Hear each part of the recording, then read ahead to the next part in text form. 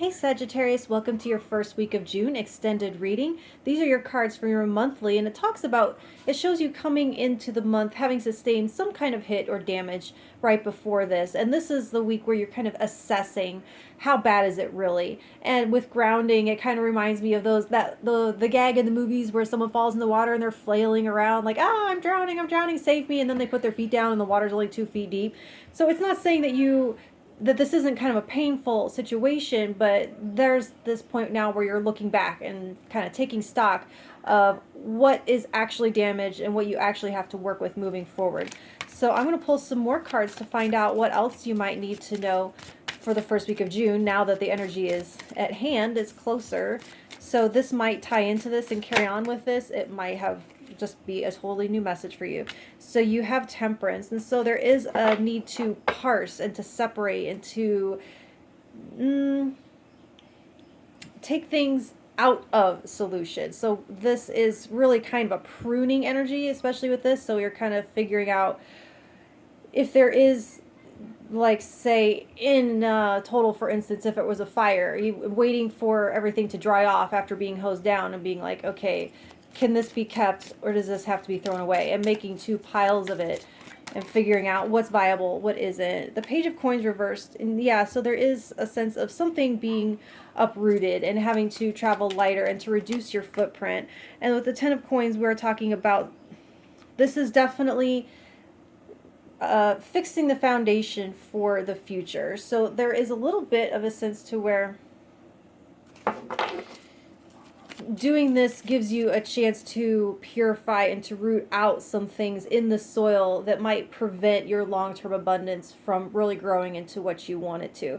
I feel like you might have, with Page of Coins reversed, followed by the Ten of Coins, there's a divestment, a pulling out of something that might have something toxic in the water, metaphorically speaking, something that isn't quite, the soil isn't really going to be fertile for growing this, and you might be realizing that and pulling up roots and figuring out what it is. So maybe it's not so much a toxin, but there could be like rocks, it's just things that are going to block the nourishment of this.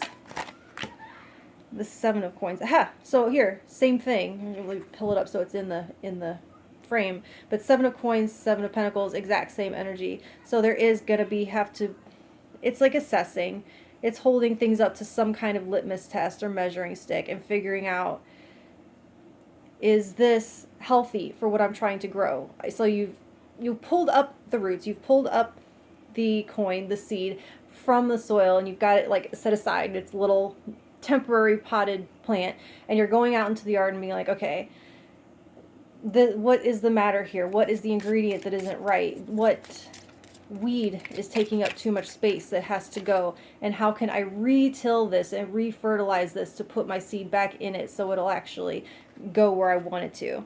The King of Swords in reverse is going to be really, that's where this grounding is going to come in, because I do feel like there is some negative self-talk around this.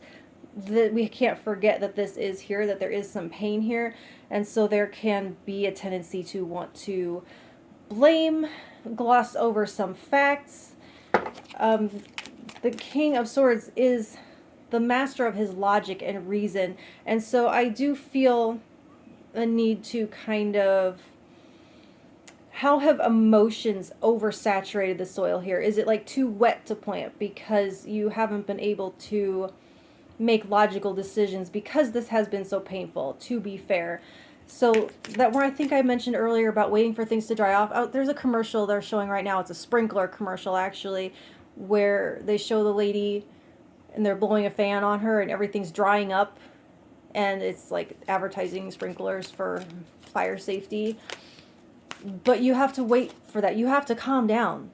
There it is, you have to calm down first, or you're not going to be making sound choices, and this is going to over prune, or it's going to misperceive everything as a threat, everything is a toxin. You have to throw it all out, and you don't have to throw it all out, but you need to calm down, and you need to be able to look at things logically from a realistic standpoint, not a fear-based standpoint.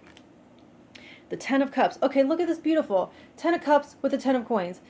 Readings like this never come out for me so perfect. This is the ultimate in happiness. So there is emotional healing. So while a lot of this feels kind of like in the physical, almost assessing some kind of like storm damage or something that has gone wrong. I mean, we're in Mercury retrograde. I'm sure stuff has broken down for you. I'm sure appliances are going on the fritz and they're having all kinds of issues. For me, I can really relate to this, where it seems like one thing is breaking down after another, and it gets you up. It really destabilizes you, because one thing you can handle, but when a bunch of things start to happen all at once, you start to take it personally, right? The universe is really kind of picking on you, and it isn't. When you can stay in control and handle each one at a time, handle each thing logically. Each thing is just another math problem to solve. Everything has a solution if you can deal with it one by one and stay in the, so we're talking about, remember that water is only 2 feet deep in this case, but you have to calm yourself down, put your feet down and be like, okay, where am I? Where do I go from here? And it leads to everything. It leads to being able to start growing again, because it's almost like it benefited you, even though you don't, it sucks. It cleared out, it purified, it got rid of some things that were in the way anyway. And now there's nothing taking away from what is nourishing the seed that you want to plant to grow into this. And it brings you emotional fulfillment as well. So there's a huge relief after this, because this feels very emotionally heavy coming into it. And once you kind of tackle all these problems one by one and you slay the last dragon, then you kind of get to celebrate and win with your loved ones and feel a much lighter heart and more optimistic outlook moving forward. Okay, so that's what I have for you this week, and I will talk to you next week. Thank you.